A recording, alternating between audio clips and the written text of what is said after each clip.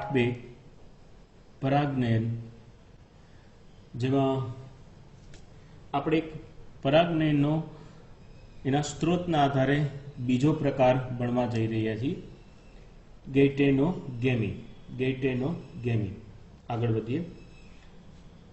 एक ज वनस्पतिना बे पुष्पो वच्चे थती परागनयननी आ क्रिया छे। अहींया ध्यानमां राखीए वनस्पति एक ज छे एवुं जरूरी होई शके, एवुं जोवा मळी शके के अलग अलग डाળી ઉપર आ फूल होय, एक फूल एक डाળી पर, बीजू फूल बीजी डाળી पर, एम अंतर होई शके छे, अथवा बंने पुष्पो एक ज शाखा डाળી पर होई शके छे। आम एक ज वनस्पतिना बे पुष्पो वच्चे थती परागनयननी आ क्रिया छे। एटले के एक वनस्पति पर आवेला एक पुष्पनी परागरज ते ज वनस्पतिना अन्य पुष्पना पुष्पासन पर स्थળાંતર થવાની ક્રિયાને ગૈટેનોગેમી કહેવામાં આવે છે। અહીંયા તફાવત શું થયો? માત્ર પુષ્પ બદલી જાય છે પણ જનીનો તો એના જ રહે છે। પરાગરજ અને અંડકો એમાં રહેલા જે જનીનો છે, રંગસૂત્રો અને ડીએનએ જે છે એ તો એ જ વનસ્પતિના રહે છે, તો એ તફાવત પડતો નથી। અહીં આગળ જોઈએ। અહીં કાર્યાત્મક રીતે ગૈટેનોગેમી પરપરાગનયન છે, બરાબર? પરપરાગનયન શા માટે? अन्य पुष्पनी परागरज જોવા મળે છે। અહીંયા બે પુષ્પો વચ્ચે પરાગનયનની ક્રિયા થાય છે એટલે એક પુષ્પની પરાગરજ બીજા પુષ્પ પર સ્થાપિત થાય છે। આને ધ્યાનમાં લઈ, આ બાબતને ધ્યાનમાં લઈને આ ગૈટેનોગેમી પરપરાગનયન ગણી શકાય છે, કારણ કે અહીં પરાગ વાહકો પણ ભાગ લેતા જોવા મળે છે, બરોબર? એક ફૂલમાંથી મધમાખી, પતંગિયા કે પવન વગેરે પરાગવાહકો દ્વારા પરાગરજ એક પુષ્પમાંથી બીજા પુષ્પમાં પહોંચે છે।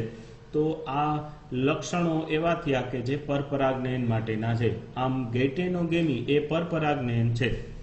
આમ છતાં ગૈટેનોગેમીને જનીનિક રીતે જો જોઈએ તો, બરાબર, જો જનીનિક રીતે જોઈએ તો તે શું છે? સ્વફલન છે, બરાબર? એ સ્વફલન થાય છે। એટલે ગૈટેનોગેમી જ, બરાબર, ગૈટેનોગેમી એ એક પ્રકારે ઓટોગેમી તરીકે જોવા મળે છે, એટલે કે સ્વફલન તરીકે જોવા મળે છે, કારણ કે જનીનો તો એક જ વનસ્પતિ દેહના હોવાથી સમાન પ્રકારના હોય છે। આમ ગૈટેનોગેમી એ જનીનિક રીતે સ્વફલન દર્શાવે છે, પરંતુ પરાગનયનની બાબતમાં જોઈએ તો એ પરપરાગનયનનો એક પ્રકાર બને છે। ઓકે, આગળ વધશું। આપણે પરાગનયનના સ્ત્રોતો, પરાગરજના સંદર્ભમાં સ્ત્રોતોની બાબતમાં ત્રીજો પ્રકાર જોઈએ પરાગનયનનો, પરવશ, જેને ઝેનોગેમી તરીકે પણ ઓળખવામાં આવે છે। ગુજરાતીમાં આપણે એને બીજો એક શબ્દ છે પરિનિષેચન, બરાબર? પરવશ જેને ઝેનોગેમી તરીકે ઓળખવામાં આવે છે અને પરવશને પરિનિષેચન તરીકે પણ ઓળખીશું। આગળ વધીએ। પરવશ એટલે કે ઝેનોગેમી એ શું છે? એક વનસ્પતિ દેહના પુષ્પમાંથી કોઈ અન્ય વનસ્પતિ દેહના પુષ્પના પરાગાસન પર પરાગરજનું વહન થવું એટલે પરવશ, એટલે કે ઝેનોગેમી પ્રકાર થાય। આપણે અગાઉ જોઈ ગયા ગૈટેનોગેમી, એમાં બે પુષ્પો હતા પરંતુ વનસ્પતિ દેહ એક જ હતો। જ્યારે અહીંયા શું છે?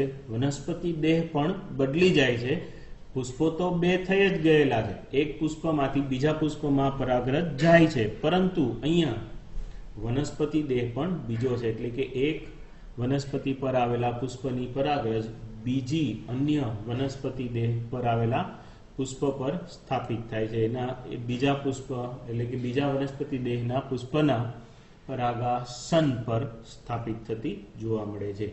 આ પરવશ પ્રકાર થાય। આ એક જ પરાગનયનનો એવો પ્રકાર છે કે જેમાં પરાગાસન પર જનનિક ભિન્નતા ધરાવતી પરાગરજ સ્થાપિત થાય છે। અહીંયા વનસ્પતિ દેહ બદલાઈ જાય છે, માટે આપણે જનીનિક ભિન્નતા જોઈ શકાય છે. ભિન્નતા એટલે તફાવત હોવો.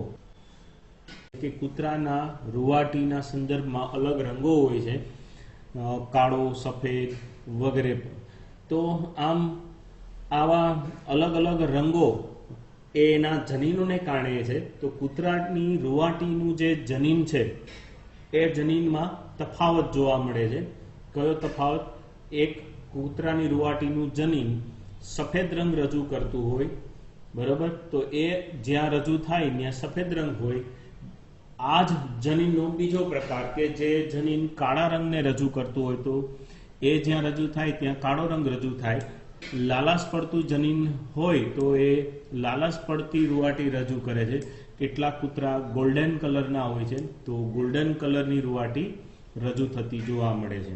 તો આમ કૂતરાઓની રૂવાટી માટે જે જનીન છે એ જનીનના અલગ અલગ વિકલ્પો જોવા મળે છે. આવું આપણે મોટાભાગે વનસ્પતિઓમાં, પ્રાણીઓમાં જોઈ શકતા હોય છે, અનુભવી શકતા હોય છે, બરાબર. કોઈ એક લક્ષણના સંદર્ભમાં એક કરતાં વધુ પ્રકારના જનીનો હોઈ શકે છે. માણસની અલગ અલગ રંગની ચામડી, કાળી, ઘઉંવણી, સફેદ, આ માટે પણ બરાબર ચામડીના રંગના જનીનો જવાબદાર છે.